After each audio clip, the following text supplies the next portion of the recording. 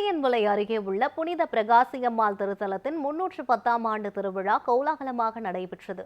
நெல்லை மாவட்டம் திசையன்விளை அருகே உள்ள அணைக்கரையில் புனித பிரகாசியம்மாள் ஆலயம் அமைந்துள்ளது. இந்த நிலையில் இந்த ஆலயத்தின் 310ஆம் ஆண்டு திருவிழா கடந்த 30ஆம் தேதி கொடியேற்றத்துடன் தொடங்கியது. இந்த நிலையில் விழாவின் முக்கிய நிகழ்ச்சியான புனித பிரகாசியம்மாள் தேரில் எழுந்தருளும் நிகழ்ச்சி கோலாகலமாக நடைபெற்றது.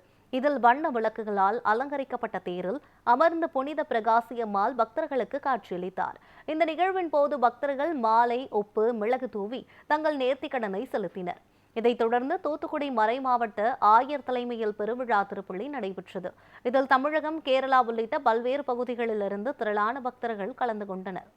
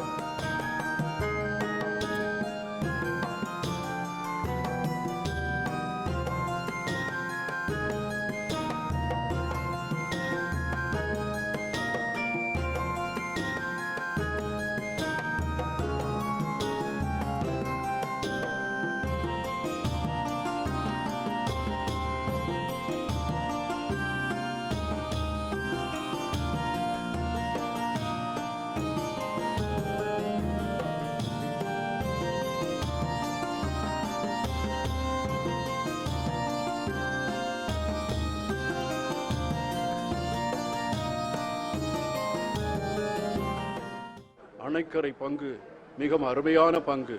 எழில் நிறைந்தது.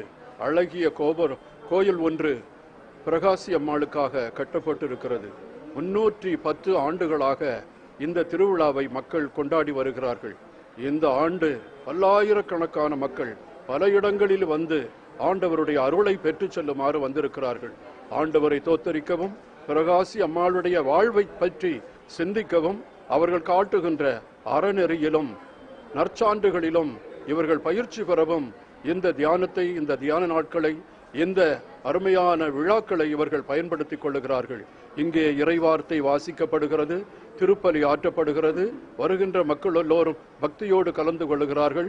கண்ணோய் நீங்குவதற்காகவும், உடல் நோய் நீங்குவதற்காகவும், குடும்பத்திலே அருளும் சமாதானமும் அன்பும் நிலவுவதற்காகவும், நோய்கள் இருக்கிறவர்கள் நோய் நீங்கி நல்ல குணம் பெறுவதற்காகவும் இந்த பிரகாசி அம்மாளை இவர்கள் தேடி ஓடி வருகிறார்கள். வருகின்ற எல்லோரையும் அன்புடன் வரவேற்று ஆண்டவர் இயேசுவிடம் அழைத்துச் செல்லும் இந்த அற்புத கன்னிகை இயேசுவுக்காக தன்னுடைய வாழ்வையே அர்ப்பணித்தாள்.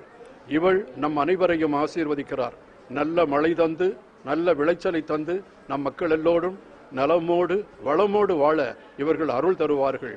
நீதி மறைந்தோடுக, ஊழலெல்லாம் அகலுக, நாம் எல்லோரும் அன்பிலும் நட்பிலும் சகோதரத்துவத்திலும் வாழ இறைவன் உங்களுக்கு அருள் புரிவாராக.